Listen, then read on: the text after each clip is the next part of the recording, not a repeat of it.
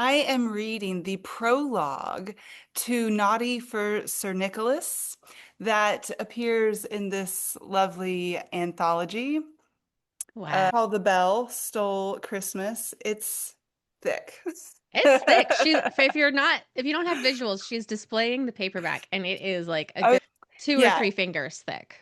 yeah, it's thick. So we've got a foundling hospital in Bristol. We have the illegitimate daughter of a duke who has been sent there by her older brother, who doesn't quite know what to do with her. And he has no money. And so she's earning her keep as a governess to these foundlings at this hospital in Bristol. And she has heard a bump in the night down in the children's dormitory on Christmas Eve, early Christmas morning, that kind of magical hour between midnight and waking. And so this is what happens when she goes into the children's dormitory. Early Christmas morning, 1835. The arse backing through the window was well shaped indeed, but the shape or firmness of a backside hardly mattered when it was where it should not be. That arse was breaking and entering. Jane gripped her fire poker until the steel of it bit into her palms, but she did not step out of the shadows, not yet.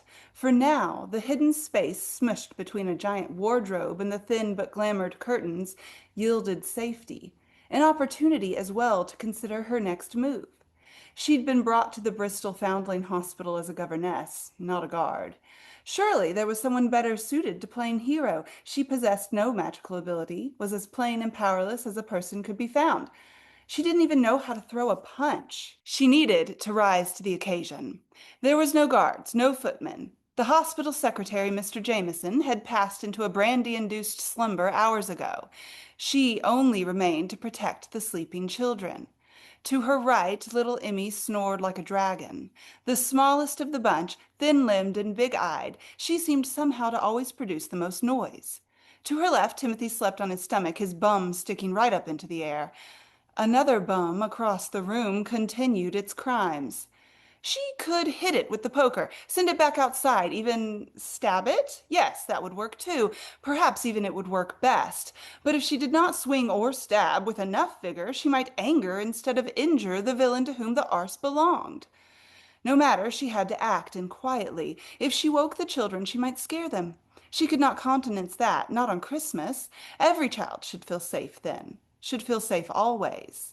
These children knew should from reality, though. They didn't expect much, not even safety. That damning truth forced Jane out of her shadowed corner. They deserved her bravery, and, oh, a leg! Thick-thighed and encased from foot to knee in a shiny black boot, struggled through the window. Then another leg, then a torso, then the intruder stood inside, shaking off the cold and snow. He wore all black, from the nightcap pulled low over his brow to the great coat buttoned tight about his torso. And those boots. He shook them, trying to dislodge the downy flakes gathered on their tops. If the room had been warm, as it should be, they would have melted, but he shivered as he shook, and she shivered too. The children, beneath their threadbare blankets, glamoured to appear thick and lovely, also shivered. Even in sleep they must feel the cold. Glamours never kept a body warm, no matter how luxurious they made an item appear to be. She stood on the opposite side of the room from his window, and darkness stretched between them along with several rows of narrow occupied cots. On bare feet she stalked closer to him, hugging the walls, clinging to shadows. She could only make out the big, broad-shouldered outline of him. When he leaned back through the window, leaving already, he filled it. He reemerged into the room, towing a large burlap sack. Slinging it over his shoulder, he prowled toward the beds on unexpectedly silent feet. He hovered over the closest bed, his big dark shadow falling across the child lying there, vulnerable, alone.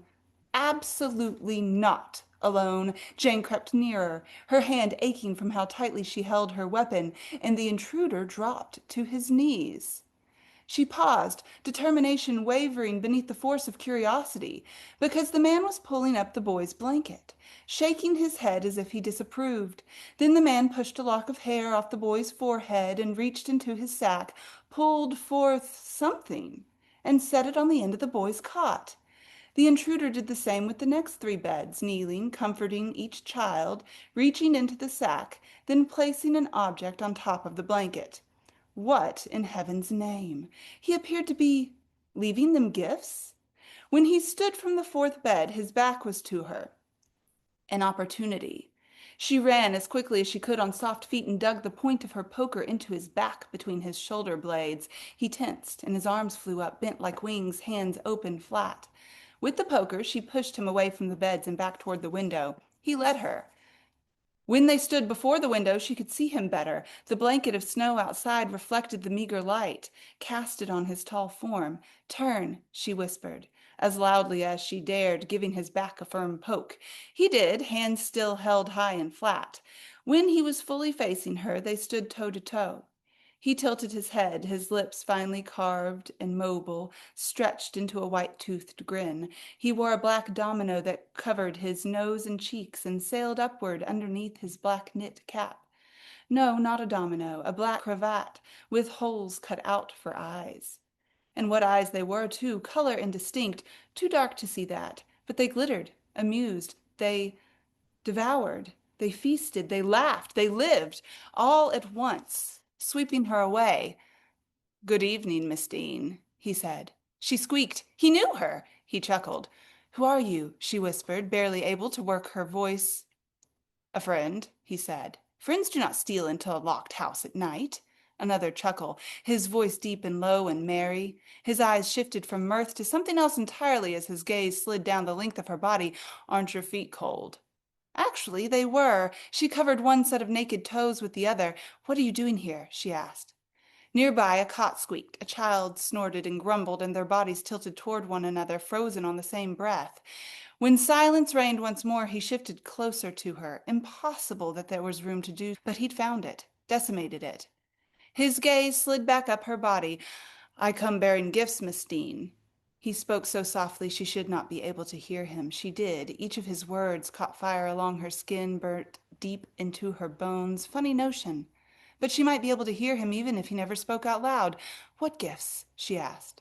When he reached into the small sack he carried, she tensed, lifted her weapon, but he pulled his hand free from the bag just as quickly. Still, she kept the poker ready. "See," he said.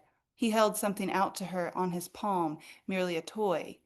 An entire sack of toys, and eternal coal for children who have little cause for joy. With her free hand she took the lump of shining metal and held it up to the sparse light filtering through the open window. It was a smooth metal doll with long braids and a child's dress. It was finely carved, beautiful. She wished to see it in the daylight. There would be detail enough to delight the eye. She could feel the fine individual threads of carved hair with her fingertips. "Here," he said, and as he spoke he covered her hand with his, swallowing the toy with the heat of their palms. She flinched. "Wrong. Rule number 1 of being a peer's by-blow: never let a man touch you if he's not your husband." "Now open," he said. He stood so near his breath was warm on her hair as he released her hand, and it fluttered open of its own accord. The toy was changed. Gone the braids and child's clothes. The tiny doll now wore a ball gown, her hair piled high upon her head. She seemed to be in the middle of a dance step. Jane gasped. "One for each child," he whispered, "and something for you, too, if you're a good girl and let me return to my task."